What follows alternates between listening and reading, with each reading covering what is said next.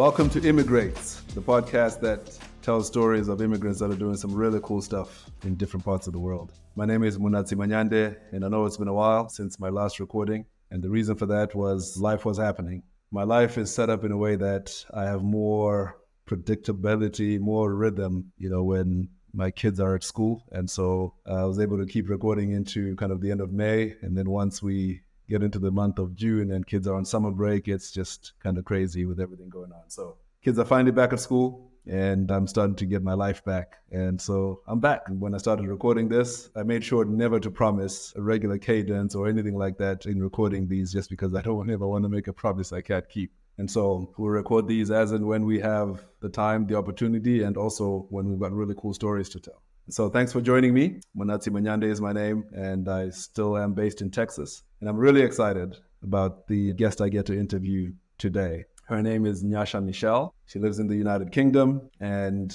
is a rock star. But I don't want to tell too much of her story because I want to let her tell it herself. But I'm really happy and excited to meet her and to get to share her story with the listeners and followers that this podcast has garnered over the last year or so. Nyasha, welcome. Thank you so much for saying yes to this interview. Thank you for having me. It's my pleasure. It's my pleasure. As I was telling you before we went live, I stumbled on your story not long ago and determined that I needed to figure out a way to get you on this podcast. So I'm glad we've been able to make it happen. But thanks for joining us. Let's just start, get right into it. Can you tell us who is Nyasha Michelle? Where were you born? Where are you from? And just kind of start sharing some of your story, your journey. Okay. So who is Nyasha Michelle? It's a bit a massive question, I guess. First, I would like to say, and this is the way that I hope everyone is, as long as you're living, there is still more of yourself that you can discover, that you're discovering. So there's not really a full stop there. But for now, let's tell the story of who I am and how I came to be. I mean, like you said, I am based in the UK, but I was born and raised in Zimbabwe, H-Town. I was born and raised in Zim. I left Zim when I was 12 to move over to the UK, and I've lived in a few different places. But before we go there, I guess let me just talk about my life in Zim. I had a pretty normal childhood, but if not being raised by your parents is normal, for a lot of people this is normal, especially people who are now in the diaspora, because or people who have parents from Africa and other countries as well, because this thing of the parents went over to get a better life for the family is not really an odd thing. So yeah, I come from a big, beautiful family. My mother is one of 10. She had me when she was a little bit young, early 20s and stuff. And then, but prior to that, she was actually supposed to be coming to the UK for, I don't really know what it was exactly, but I think there was a particular program that was identifying some of the brightest, young people. So my mom was due to come to the UK. But then she had a little bit of change of plans, because she decided to get pregnant and have me. As God will have it, even though she had me, I think it was still part of her destiny for her to come over here. And my parents got married, and I think in about when I was about a year old is when my mom left, between a year and 2 years. So, but she wasn't supposed to stay forever. As far as I know, she was supposed to come back, But it doesn't always happen like that, So because she had done that she'd moved to the UK, I was then left with my mom's side of the family. My primary caregivers were my grandparents, just her parents. And I had a pretty cool childhood, man. I had lots and lots and lots of uncles, lots of aunties. And I have to commend, and I always try to commend my mother's family. They raised me well. I wasn't a child who saw that thing of, hey, I'm the child who's I'm being raised by my grandparents, isn't mom and dad. I never was made to feel like that. I had a full childhood, and kind of just regular, really. My grandfather is Malawian and I believe South African. He said, we always knew about the Malawian part, but when I was 13 or whatever, he was like, oh yeah, my mother is South African. I was like, what? Wow. So The reason why I mentioned that is because I wasn't really raised in a typically like Zimbabwean household. You know what I mean? Okay. Like we just were a little bit, yeah, we were Zimbabwean. Yes, fully proud of all of that part of like our culture, but it was a little bit more, I don't know, like a bit more like liberal and less traditional, you know. Okay. As far as I know, my mom, according to my mom and like, her siblings, her parents, she was allowed to leave the house. Okay, this is my mother's generation, right? She was allowed to move away from Harare, which was 18. Like education was key. Everyone was educated. Everyone had, we went at some stage. I went to a British school because whilst education is key, also ensuring that everyone knew how to speak English and all of that stuff was important, which I don't think is that uncommon when you are from Zimbabwe. That was kind of part and parcel, isn't it? Most educated or most literal country in Africa. So yeah, I mean, I had a good childhood. I mean, the oddest thing was just being raised by my grandparents, but it didn't feel odd to me at that stage. Interesting. I'm listening to you tell that part of the story and kind of getting almost a secondary sense of deja vu almost. So I have an older sister she's a few years older than me, and my parents had her when they were kind of early 20s as well. They were actually university students. I guess it was still Rhodesia at the time. And then they both got an opportunity to go to the UK to kind of finish their degrees over there. And they ended up leaving my sister with my grandparents, my maternal grandparents. And so I think my sister lived for, kind of her first few kind of formative years, living with my grandparents. In fact, I remember my grandmother telling a story of when my parents finally came back, around about independence in about 1980. And,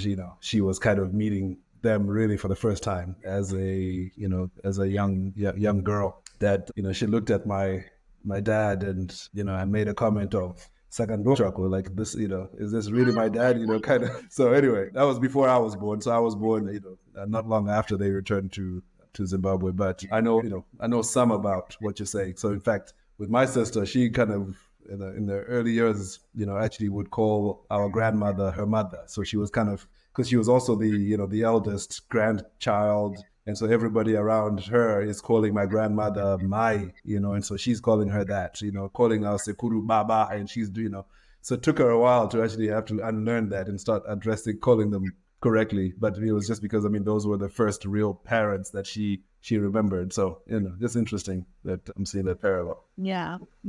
It's not exactly the most. It's not odd, Like I said, I know so many people who experienced it. Yeah. But it all depends on how that actually impacted the person later on in their experience, their relationships with their parents.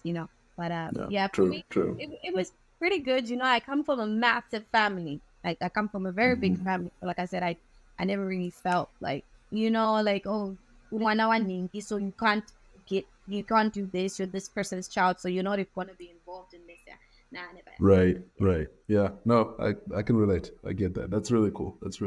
And so, how long did you live with your grandparents before you moved to the UK? And kind of, I'm curious, how old were you when you finally moved, and what was that transition like? So I left the UK when I was 12. So I'd never met my mother, right? Because I'd never seen her. Of course, I had, but in my memory, I'd never met her. So the opportunity came for me to move when I was 12, but something that they did collectively, I don't know who decided this, I was a child, that I thought was really good, was that they decided that I shouldn't just go by myself or with a couple of just random family members. I went with my parents and a couple of other family members because that was meant to help me acclimatize, because you rip the child out. Firstly, I am moving from Africa to United Kingdom. I moved in November when it was snow. I hate the cold. Even though I've been here for a long time, I still hate it. So I was moving at that time as well, so it's cold and I wasn't necessarily going to go into school immediately. So there was just a lot of different things that they kind of considered, and they were like, okay, it's best for them to also come with me so that I can slowly, get, I don't know, like settled in. And that literally it helped. It helped because yes, I felt this difference of I am not in Africa anymore, and I really hated that. You know, I have so much memories of Zimbabwe. I go back often now, thank God. I sure not all, but you know, when you're young and you're 12, some people might think, they're just a child. This doesn't necessarily make a massive difference, but actually made a big major difference. So being in the same roof under the same roof as them when I then came to the UK really kind of helped me slowly adjust to UK life. And I actually have something that I've forgotten, but I just remembered now is we had like a family dinner here. Now we're in the UK, we're having a family dinner, and you know, my mom asks me to, like, you know, help in the kitchen, and I helped, but I was like, what am I doing? And then I afterwards, because I was like one of there weren't as many kids yet for my family in the UK, so then afterwards they're like, oh, no for no child, like you must sweep, you know. And I was holding, I think it was peeing or something, and my mom was like trying to teach, you know, use the vacuum. Okay. And then my mother turns to my grandmother and she just says, oh my gosh, you literally spoiled her. You know, like she doesn't even know how to do this or that. And my grandmother, she said to me, I told you, when you come to the UK, it's different. There's no maids and there's no cleaning for you. And I remember I was just like, no, I'm not with the life here. How is it the vacuum all the time? No, we're not about that life. And they just laughed, and my grandmother was just like, it's the life here, the way things are. You're just gonna have to get used to it. And that's it. Because I didn't understand why these people didn't have, like, you know, like the quality of life that we had. They had small houses, firstly. Hardly anyone has a garden, let alone a yard. Yeah, because let's talk about it. A garden and a yard. Not the same thing, yes. No one had that. I also remember looking out the window at some stage, and I asked my mother, where are all the children? There were no children out playing, you know, and, you know, if you're an African child, you know that. We grew up playing out in the street, for sure. You know? And so, like, there was so many culture shocks that I had. So I came in November. It was too late for me to kind of like join school. So I think for that 2 months, I was like at home. And then January the next year, I then went to school. Okay. Oh, wow. That's cool. I'm curious. What do you remember as the difference or some of the differences between being a student in school in Zimbabwe versus being a student in school, you know, a 13-year-old or 12-year-old in the UK? What are some of those things that you remember that were different? There was a lot that was different, but I don't think I focused on it as much. I always give glory to God, because I actually really think my adjustment in the UK, although it was difficult, I adjusted pretty well as a child. You know, I struggled with a lot of the non-cultural things, like, you know, the Ubuntu, you know that family, like, because I came from a massive family to just a few of us, and, you know, so those are some of the things that I struggled with, and a few other little things, but it wasn't really major. So school was kind of the same. However, I think it was the first thing that I noticed, and this is just my experience. I'm not saying it's, you know, an expression or an indication of the level of education in this country. But I remember my very first day in class, and I had a teacher who decided to do the American thing, which is take me to the front of the class. I was just like, oh my God. And then he's like, okay, so tell them who you are and where you're from. Yeah. So then I said what my name was. I said, my name is Nyasha and I'm from Zimbabwe. Listen, when I said I was from Zimbabwe, the amount of kids who were like, where is that? Like, they were so shocked that they were 12.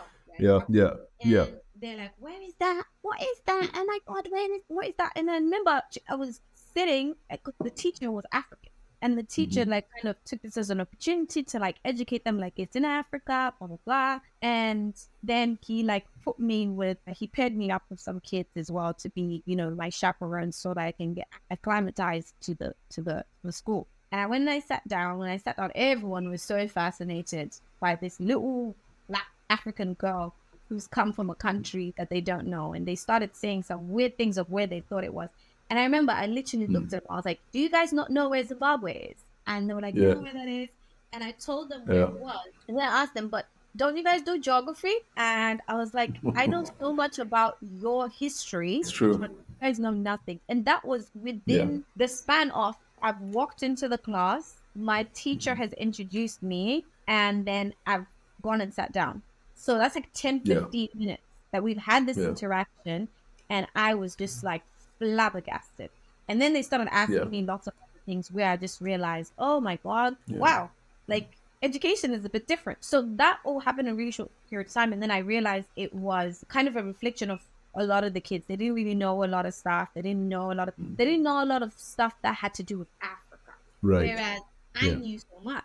And then I remember, I think the teacher like kind of asked me, because he saw, the interaction kept happening. And then he asked me like, so how much do you know about the UK and stuff like that? And I was like, well, that was like what I was being taught. Like we knew all the history of like UK and America and all that stuff, but didn't really know anything about.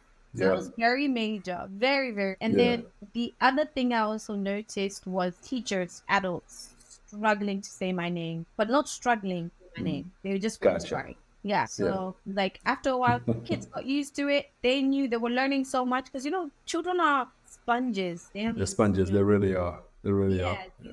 A lot of the negative, maybe prejudices, or when you find them bullying or whatever, a lot of it is learned behavior or because of issues that they're experiencing within, like, I don't know, back home, etc. Exactly, yes. I had more of like very positive encounters. Like kids wanted to know more about me, wanted to know more about the girl from Africa. They quickly learned, because my name was so foreign. It's still foreign now, but like my name is so foreign to them. But they quickly learned how to say Nyasha. But I remember like 7 months later, I'm still in school and the teachers still can't say Some my teachers name. struggling, And it's the kids who would tell them it's Nyasha. You know what I mean? Oh, that's cool. That's cool. It's crazy, but I was like, why? That's when I realized that adults sometimes. No, there's definitely a lot to unpack there for sure. I mean, as you're talking, I was remembering, when I left Zimbabwe after high school to come to the States to go to university. And I went to university in one of the very middle states, a state called Missouri, where I remember sitting in the cafeteria and having a meal with these American friends, these other students there, and realizing just how limited a worldview they had, where, for some of them had never really been very far away from even that state of Missouri. A lot of them didn't know very much about geography outside of the US. And, that was interesting because we'd grown up, like you're pointing out, what we were learning in school, even in primary school. I remember, being quizzed on like capital cities of all these countries in Europe and, places like that, where is this mountain range located in Europe or place, just, things like that. And so I feel like we kind of grew up with an education system that acknowledged that the world was bigger than where we were. But I also, with what I know now, I think also, those were also some of the remnants of colonialism too, where we kind of inherited an education system that was very, Eurocentric and things like that. Because at the same time, I knew so much about history. Like, in fact, the schools that I went to, even in high school, I've never done any real African history in school. I never did. But I did all this, for my ordinary levels, European history and all these different things. And so there's a lot to unpack right there. And then I find it interesting because raising, I've got 3 kids here that are all in school. And, because we live in Texas and in the US, a lot of the things that they're learning are very Texas history centric, very US centric, not very much that is beyond, these American borders. And so it does kind of put this burden on me of, okay, I've got to do what I can to give these kids exposure and help them understand that there is more to the world than what they're learning in school, than what they're seeing on a daily basis. But, I think what you're saying is 100% correct, that it's just different. How we were taught, how we were raised, the kind of system we grew up in was very different. But a lot of it also is that, we had a curriculum that did acknowledge that the world was bigger than where we were, which sometimes I feel like, when you're, these European countries and the American curricula are not always, acknowledging that, which is interesting. Let's fast forward a little bit. So you finally settle through school. You end up, you go and do your high school education in the UK. And then after high school, you end up, I think, going to university. I'd love for you to kind of, just talk a little bit about that, kind of your transition to university, where you went and why you went there, what you were planning to study. And I'm just curious to learn about that. Yeah, so I was a pretty active child as a teenager, I would say, in terms of like just keeping busy, doing different things. I know that camp, the idea of summer camp, it's more prevalent in America, but actually, I remember because my mom always kept us busy. Like she kept us busy in the most positive way. And even if we weren't necessarily doing anything that's structured, I was always, doing something, be it bike riding, all that stuff, learning different things. So I firstly did like the camp here in the UK for like 2 weeks. It's nothing in comparison to America, but it was cool. When a lot of the funding as well was really put into communities over here. And that was amazing. So like I was a pretty active child, and so one year I did summer camp, but it was very short, only 2 weeks. I met lots of kids, from the local area and stuff. And it really built up like your confidence one way or the other. And then the next year now I am in college, which is not university, Raka. It's just the last 2 years of high school, because we graduate high school at 18, and then 17, 18, you're in college. And then afterwards, at 18 is when,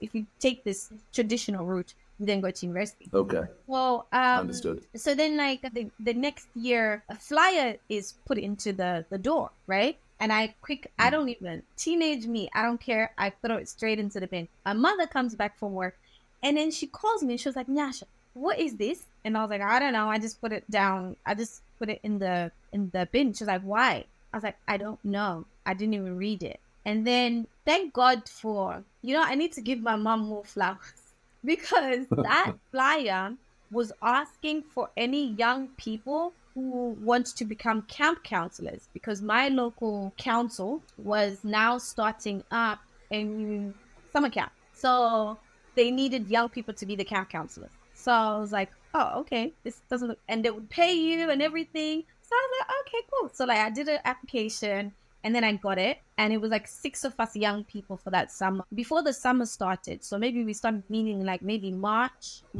February, March. We would meet maybe once a week and brainstorm on what we need to do for that summer camp program. So literally, the 6 of us collectively designed a whole summer camp program.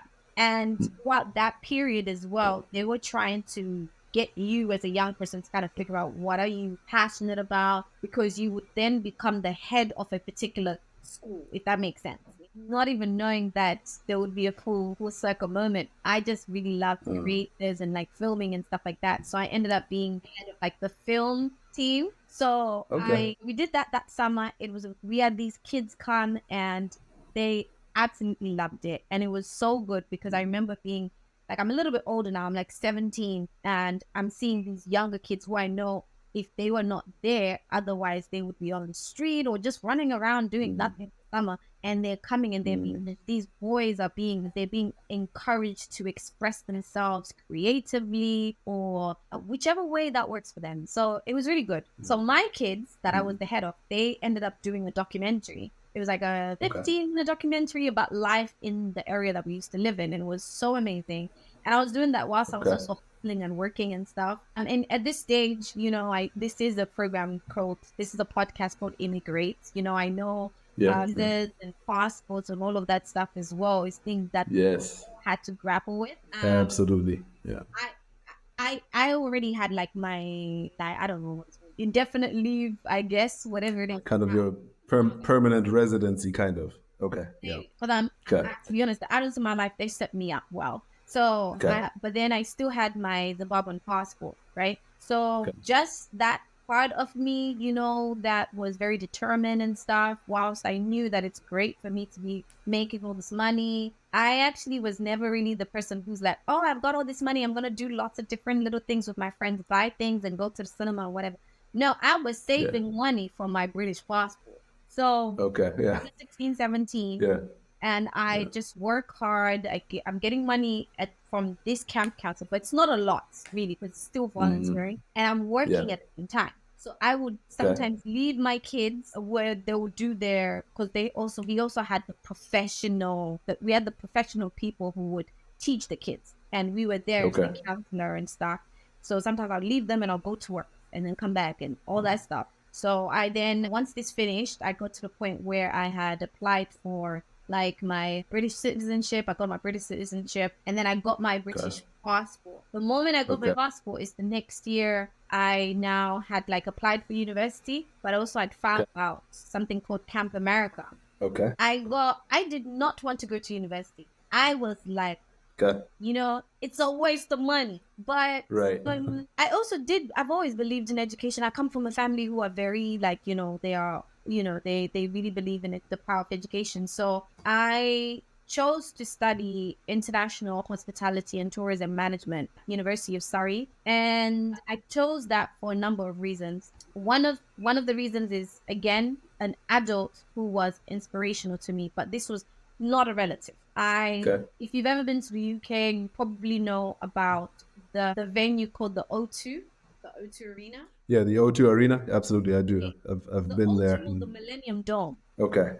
Because it was put together during the. Was it built just in time for the turn of the millennium? Okay. Yeah, and then it was empty for years and years and years and years, and then some company bought it, and then they turned it into what it is now. And when it opened up, I got a job there in the VIP lounge, just like, serving food, bartending, all that stuff that you do like as a young person, 18 and stuff like that. And then we had a manager who was really cool, really inspiring white guy. There was two of them, two different managers, but they were like day and night.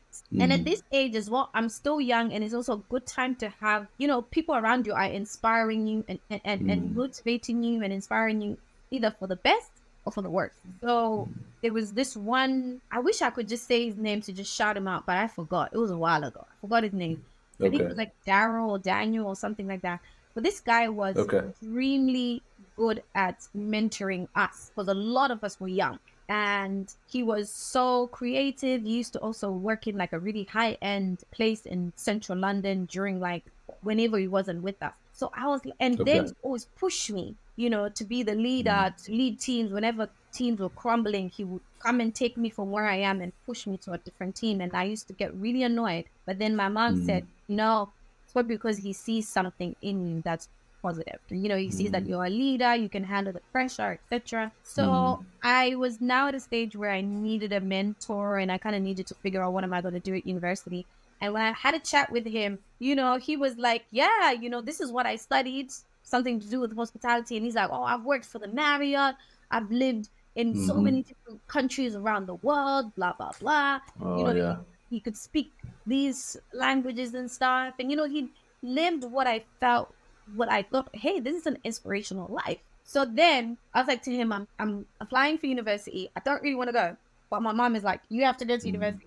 And I'm thinking of maybe applying for, hospitality, blah, blah, blah. And he said, yeah, I think you should do that. So that's why I chose Surrey. But I got like a place in Surrey, and I also got a place in like Oxford Brookes. I chose Surrey over the Oxford one because Surrey at that time was maybe like number 2 or 3 in the leaderboard for that.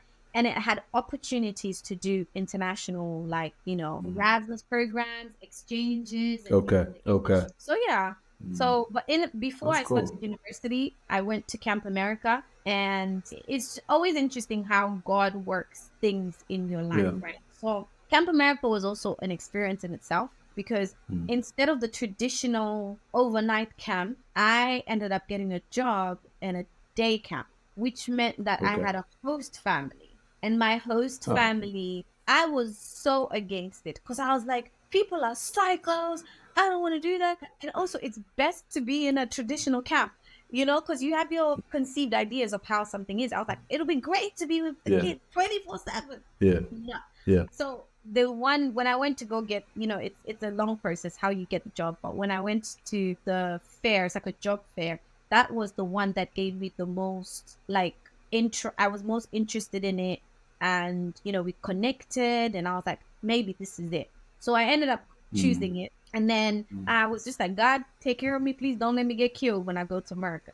So I went there, and I ended up with like an amazing family. They were Ukrainian Jewish, and this black girl from Africa. And honestly, it was a very interesting experience. It was amazing. It was great. The parents were like, when I got there, they said, listen, we have made this decision as a family because we thought it would be really good for us to also be able to engage with other cultures. And we are going to be your parents. We're going to honor your parents to take care of you throughout the time that you're going to be here with us. And they did. They actually really did. I thought it was better because, I made friends. I could go out. I had weekends off and stuff like that. And then because they were being like good parents, I had my offer, and in the UK to go to university. My mother was happy. And I had said to my mother, I do not want to go to university. And then she said, if you go to America and you find a good job, then fine, you don't have to go to America. I'm on a mission. So now my host parents, my temporary parents, they're talking to me also, and they ask me, what do you want to do? And then I just told them what it is I have to do. And then I said, but I would rather just be working. And they said, okay, what do you want to do ultimately? I said, well, I want to work for Marriott Hotel because, the guy who, inspiration. Yeah. And then the mother was like, oh, my best friend, her husband. Oh, wow. He's like not like, oh, a gentleman. Okay. No, he was like the big manager of the East Coast or something like that. And then she said, do you want to meet him? So I was like, yeah, that'll be great. Right. So she took me over. Yeah. I had a meeting with him. It was lovely. Spoke to me. He knew the university that I had an offer from. He kind of asked me about what grades I had and stuff like that, and ultimately what I want to do. And then he said this to me. I know I look young, but this was a while ago. He then said to me, okay, here is what I can do for you. I can give you a job within a few years or two. You're going to probably lose that job and you might have to go back to the UK because there's a recession coming. Okay. And then he goes, or you can do something and this is what I would advise you to. So University of Surrey is an amazing school. Go to uni because that's, you're British. You have that foundation already. Go to university, get the experience. Right. Your university already has all these different connections with international organizations and institutions. Take all the experience you can get when you're there. And also, I will keep in touch with you. I will put you in touch with somebody who, you could talk to. And when you are ready academically, you could come and work or whatever. Yeah. And then I was sad at the end of that day. I bet. Wisdom, I could have just been stubborn and decided to just be like, no, I'll take the job and I'll figure things out. But it's fine. So I chose to go back to UK after that. And then I started my university career at University of Surrey. And he was right. Whilst I was at university, when I came back from America, I did my first year. Then I moved to Greece, and then I came back, and then I went to America as a exchange student. I went to University of Central Florida. Shout out to all my UCF Knights. That's when I see American football and my love for American football. Oh, I did not know you were a fan. That's cool. Yeah, do I understand it? It's cool. Not as much, but I still like it. It's fun. Yeah, it's a fun sport. Yeah, it's fun. You get involved in it. We were going to the stadium. Yeah. Is that what you guys call it? Tailgating. Yes, tailgating. That's right. Yeah, so we were tailgating. I went to my first college parties with the Red Cups. It's a big deal. Yeah, the Red Cups. Yes. I had a good experience. I came back, finished back at university. And then I moved to New Zealand and I lived and worked here for just over a year. Then I came back and those people who I'd spoken to years ago, well, that guy, he kept his promise because he put me in touch with another one of like a manager from a major flagship property. And, he then offered me a role. And when I graduated university, I moved to America again. Oh, wow.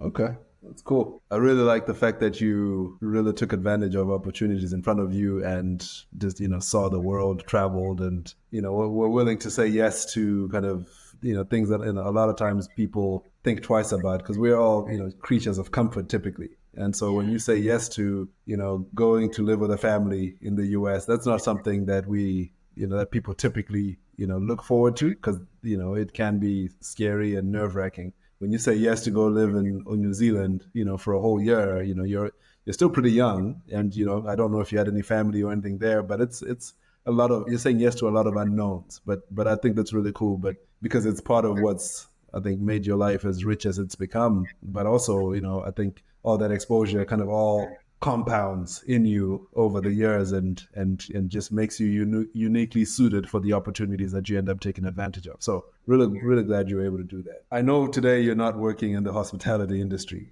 And so can you talk to us about how, the transition from, getting this job and working in this flagship, hotel chain property, as you refer to it, and how you ended up doing the things that you're doing today? I'm curious about that transition because I do spend a lot of time talking with younger people, immigrants in particular. And, there's always this sense of, man, I wish I knew what I'd figured my life out by the time I was 18 or by the time I was 22. And I try to, kind of, let them know that my story, my journey has not been linear. I mean, it's been, in fact, the things I'm doing today, the things that I love that I do today, if you would have told me 10, 15 years ago that that's what my life would look like, I wouldn't have believed you. So just you talk to us about that, transitioning from you're now working in the hospitality industry and now you're not.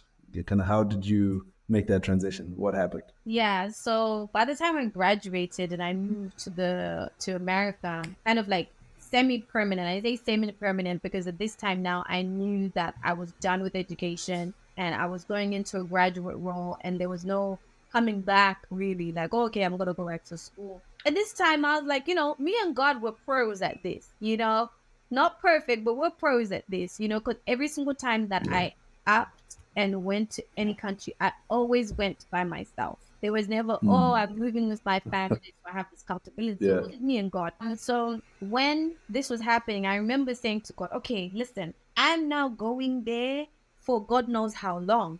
So when I go there, I really would like to ensure that I get immersed even more I get friends outside of work because I don't know how long I'm going to be there.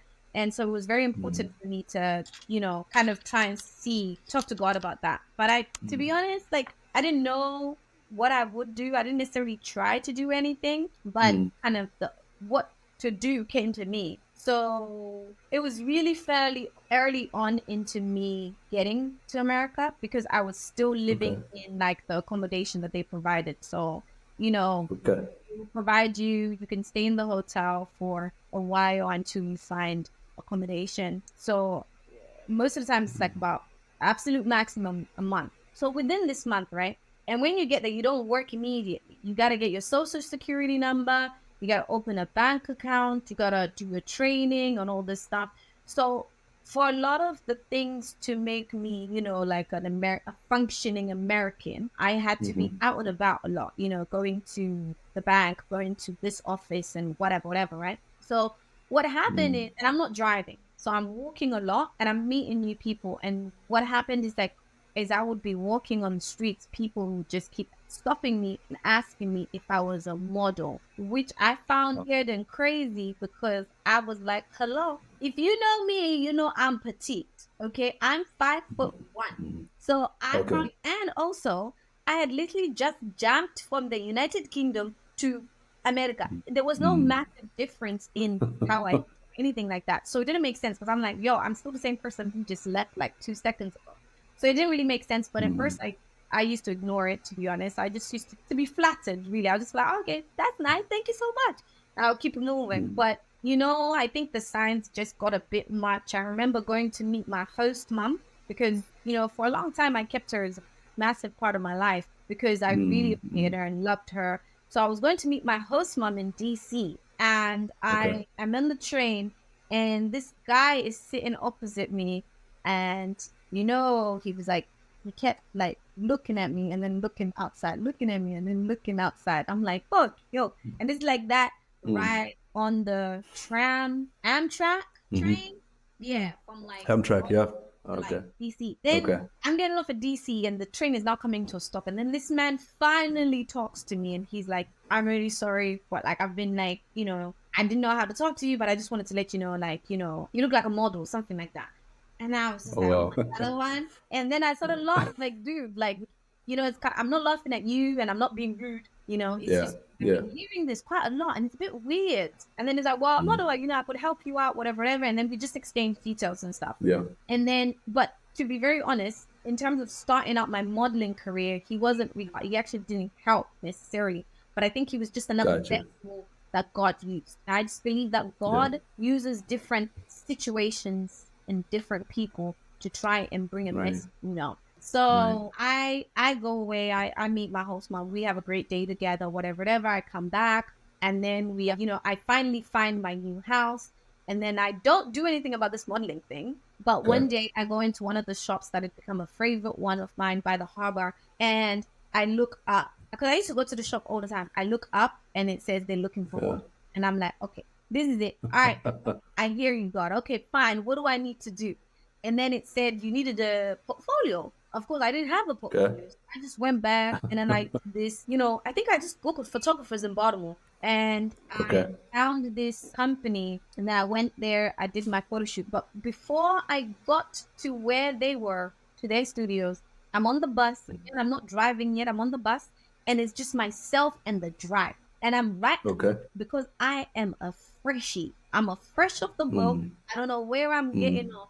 So I'm at the front so I can see where we're going. And we're going into we're going into the county. That's it. That's where you guys go. We're going in the county, so we're on the highway, right? I'm like, yo, the driver kept looking back at me in the rear view mirror, and I'm like, this guy could be taking me anywhere, he abducting me, He keeps looking back at me, and I don't know why.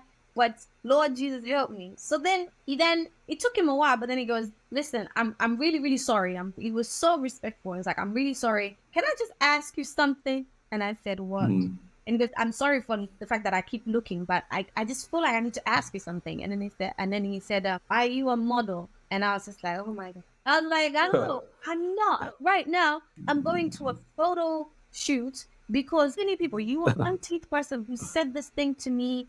And I just don't understand. I said everything the way that I'm saying it is literally how I said it. I was like, I don't understand. Like, I just came from the UK like a few weeks ago, about a month ago. I look the same when I was in the UK, no one ever asked me if I was a model, right? And I come here and people keep asking me, and now I've decided, fine, I'm going to figure it out. I'm going to try and do it, but I don't understand why. And then he laughed at me, and then he goes, he laughed at me in a very endearing, fatherly way. And he said, firstly, sometimes we as human beings can try to justify or explain what God is doing. Like God will use things that don't make sense to get his point, so why wouldn't he use you as a little 5'1" girl, And then secondly, he said there's many other ways of making money in modeling. You don't have to be a catwalk model. You could, you could be in beauty or in this or that. And I was just like, okay. And then I think as I was leaving, he said to me, you know what? Well done for being obedient, because maybe I could have been the last person to say this to you. And then if you didn't do it, then maybe God. So anyways, I got to by the time I got to my shoot, I was like, cool, that's it. We're going to do this. We're going to have fun. Whatever it is that God is doing. And lo and behold, that's how my modeling started. The people who I found on Google, the couple who were they were a Black couple who photographed me and took my first photographs, turned out that they were like some of the best and top photographers in the DMV. Oh wow! I only found that out later, because afterwards, I started a career, I started just doing something modeling, and that's when you get to know agents, you get to know models, you get to know the best. And turned out they were the best. I was just like, oh, okay. So through doing that, I did a lot of volunteering things. I did a lot of things just for the sake of it, but it opened up doors. I met people in different industries. Then someone said to me, hey, you should try do radio. And I tried to run away from it. These guys, they said it to me, you should do radio. Oh my gosh, people love your accent because you're Black and you're British. And I was like, no, not doing radio. The next day when I went to work, this woman stops me. She used to see me all the time. She stops me and she's like, excuse me, do you do radio? And I was just like, no. And she was so forceful. This one, I will never forget her. She was new, actually, and she left not long after that. So you didn't spend a lot of time in the company. But of course, sometimes you kind of feel like maybe this was their purpose. Maybe, I don't know. Right. But she would have to do it. People are going to really, because I was like, no, it's not really my thing. Like, no. I'm telling you, Americans will love to listen to you, blah, blah, blah. And I was like, okay, fine. I'd already been given a number of the guy who owned the radio Okay. station, gave him a call, Okay. and then he was like, we're doing this show. It's about fashion and music, and we need two, presenters. It would be great to get a female voice on there. And yeah, your whole and all this stuff. So it'll be like, it would fit perfectly. So that's Yeah. how I started doing radio. And it was just like, okay, this is like, when I think I started kind of being like, maybe God is doing something here, Okay. Yeah, so I did quite a few different things in like modeling. I did Miss Zim USA, and that was who I met just through doing the modeling as well. People who just supported me, and it was a lot about knowing people and people voting for you. So I was not known. Like people had no idea who I was. I remember when we went to Atlanta. I think it was like whatever that Labor Day weekend, is that the one that's in May? Okay. Yeah. No, that's Memorial Day weekend in May. Whichever one it was. Well, that one, yeah. Like a bunch of people from different communities. There was a lot of voting for, like who you felt, for the ones that and not support. It was a whole weekend of it. And I was crowned second princess. And I've been like, how did this happen? And so many people were vouching for me, but they were like, where have you been? You don't even know who you are. Because a lot of people were being supported by those people who knew who they were, people who were part of their community. And like that really was, I think when that happened, I was just like, oh, okay, this is interesting. And it's cool. Yeah, it was a really cool experience. That's cool. And now you obviously been working for the highly esteemed British Broadcasting Corporation, BBC. How did you transition from doing radio and how did you end up back in the UK and actually working in doing what you do now with the BBC, because you do some really cool stuff? So I kept doing the radio stuff over in America. It's just like just a bit of fun, I used to think. And, it's just me doing a hobby on the side. That's how I used to look at it. Yeah. And then the time came when I was like, you know what? If you have been following my life, the timeline, you will realize that essentially I had been out of the house since I was like 19, but I also moved to the UK at 12 years old. So I really never spent much time in the UK. And I also really never spent much time with my mom, if you really think about it, So now I'm like 20 something, like 25, 26, and I feel a different type of person. I've created a life for myself in Baltimore now. And, it was great. It was lovely. I had good bunch of friends. I had my own apartment. I had my, I was doing well, but I think it was starting to kind of, I was like, I feel homesick. So I decided to come back. And when I came back, I was working in hospitality, and I was working in a 5-star hotel over here. But I think something that I found is that working in the hospitality industry in America is very different in the UK. One of the major is pay. Like the pay in the United Kingdom, I was like, what? You guys are paying people how much? And then also when I came here, I felt so homesick. And that was a very weird thing. Psychologically for me, that was very difficult because I didn't understand. I was like, wait, I'm back home. Why am I feeling like I want to go back to America? There is one thing that I said to God that I haven't mentioned, that I did not want to go to uni. When I was to go to university, I said to God a few things. I said, okay, listen, I'm going to go and I'm going to go to the best university, right? That's one. And when I go to the best university, I'm going to put my all, right? I'm going to do everything that I do excellently. So I came out with the first class, and that's also why I did all these different opportunities, because a lot of everything that I did, like, moving to New Zealand, all of that stuff was based a lot on your academia, on your, your grades, etc., and scholarships that I got as well. So I said to God, I'll do all of that. And then I said, but number 3, I'll do my part. You're going to need to do your part, which is to help me discover what my purpose is.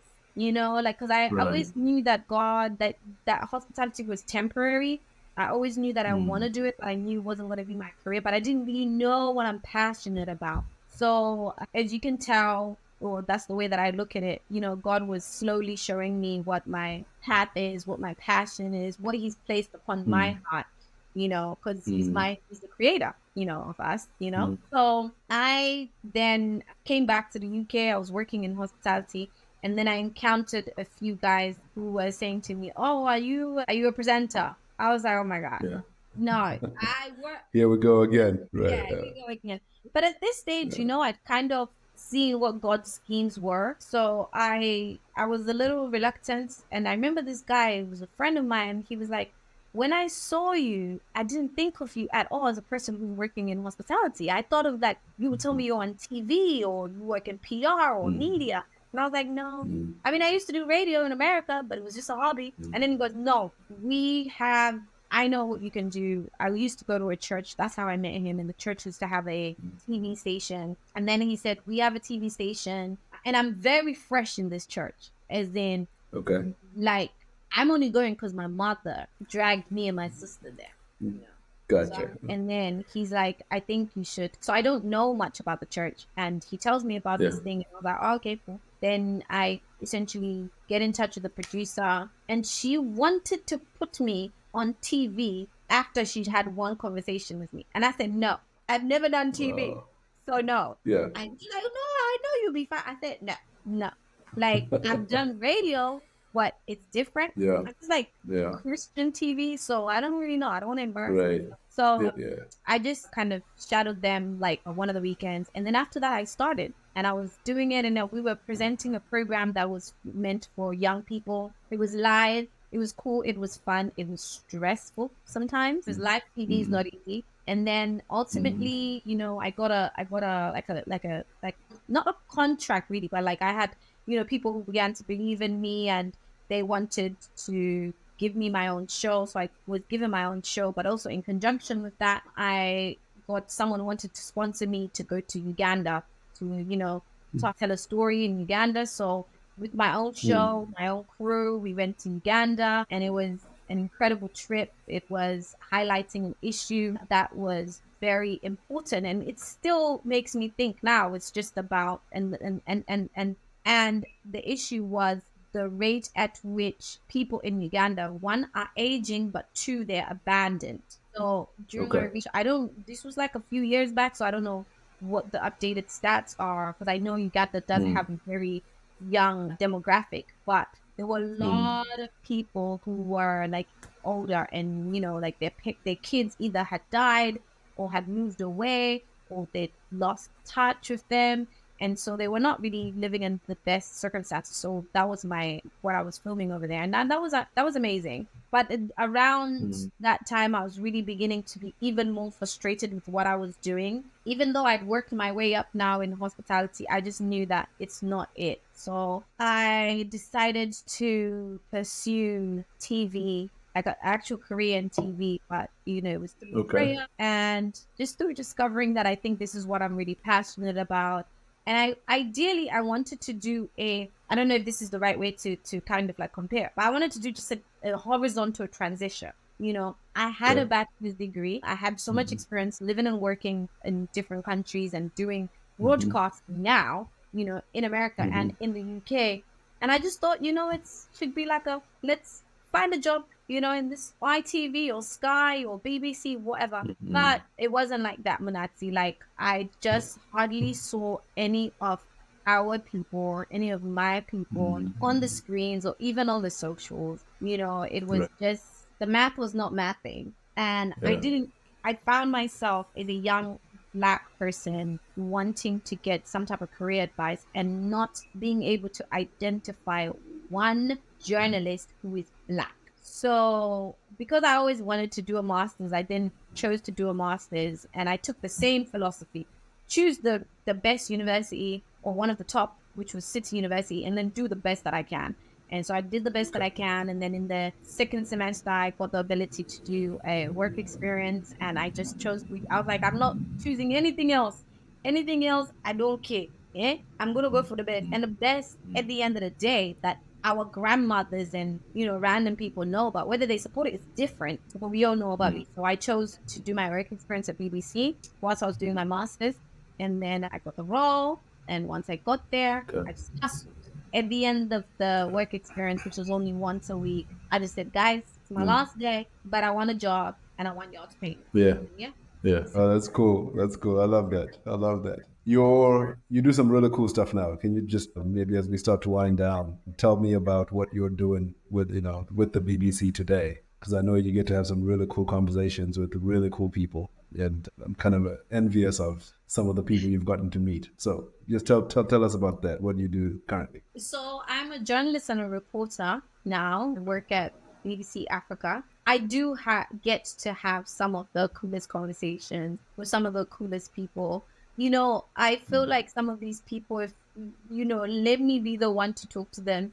I know they talk to a lot of people, some of them, and some of them they don't talk to anyone at all. So Right. anybody's gonna talk to them, let me try to talk to them. So the thing is, I don't necessarily have like this role of, oh, I specialize in this. However, when you are a child of God, I think God places you in certain circumstances, and what's meant for you will be yours. Especially, even if, or not especially, even if there wasn't necessarily that space, He will create it for you. So I say that I have more of a specialism in the arts, culture, and entertainment, but that never existed. And it still doesn't exist now. You know what I mean? But I came into the team and I just was like, there is a lot of the negative. There's a lot of the current affairs. We have to do that. That's totally fine.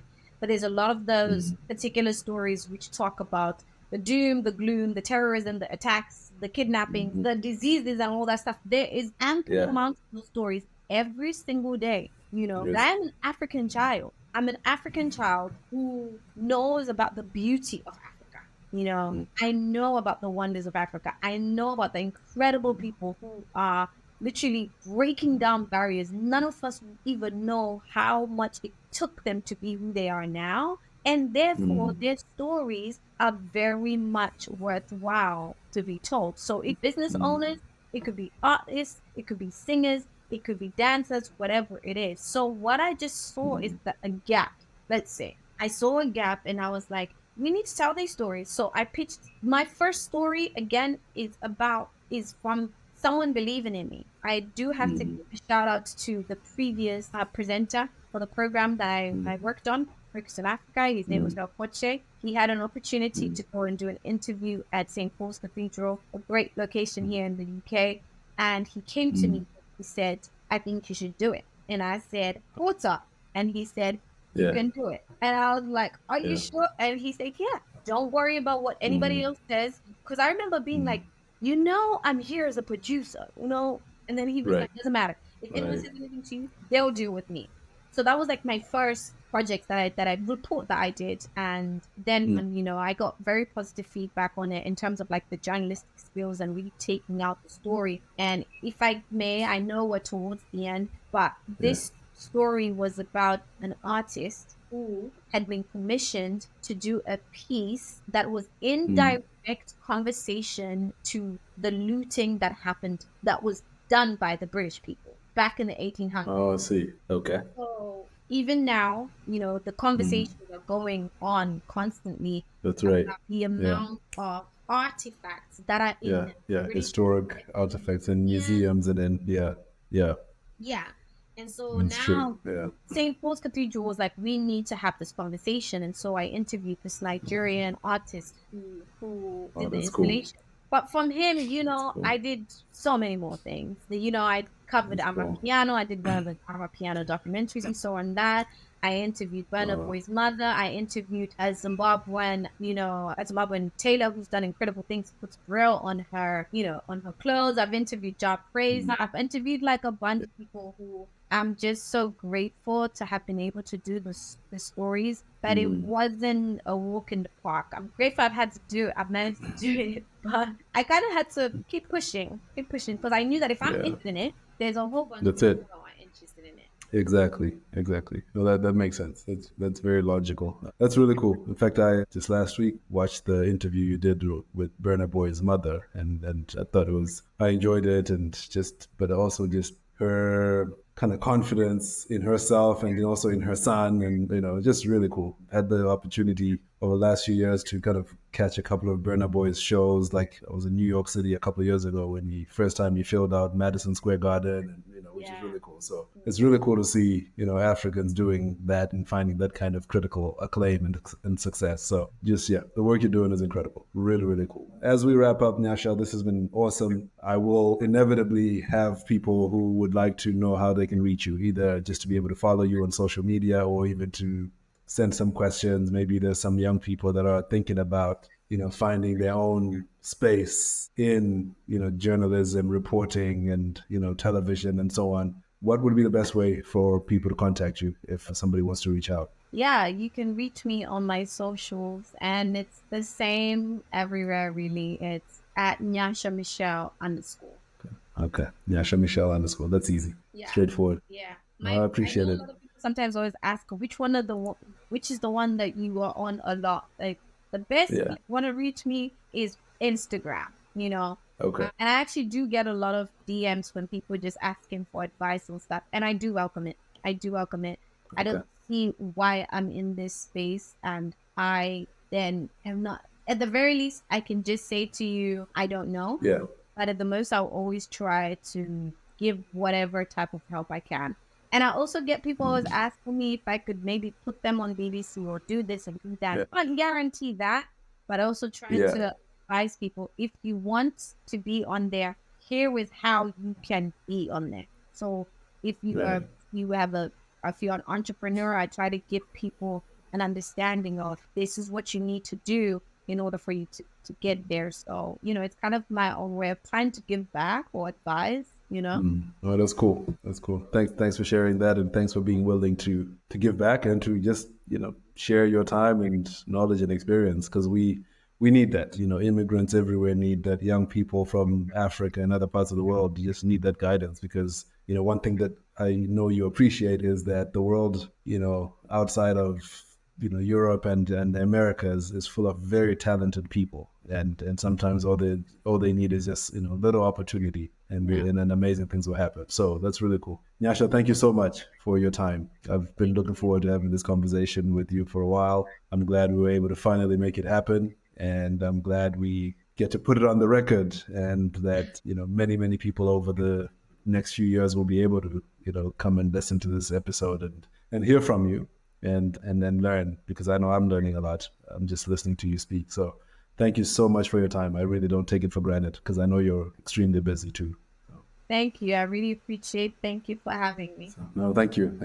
Thank you guys for listening, watching this episode of the Immigreats podcast. You can follow us on social media. Just look up Immigreats on Instagram, TikTok, Twitter. We're everywhere there too, and we'll kind of post new episodes as they come up. And we're also starting to experiment with putting together some clips and reels of some of snippets from the cool conversations we've had, and we'll be posting those on the socials as well. So we'd love for you to enjoy those and just to interact with us in whatever way makes sense to you. You can also DM us if you have questions, if you want to have a conversation, or if you have recommendations of other immigrants that you think are making a great impact and that we should reach out to and speak to. And we'd love to be able to get those suggestions and do that. But this has been fun, and it's good to be back recording again after a few months break. So we'll catch you next time. See ya.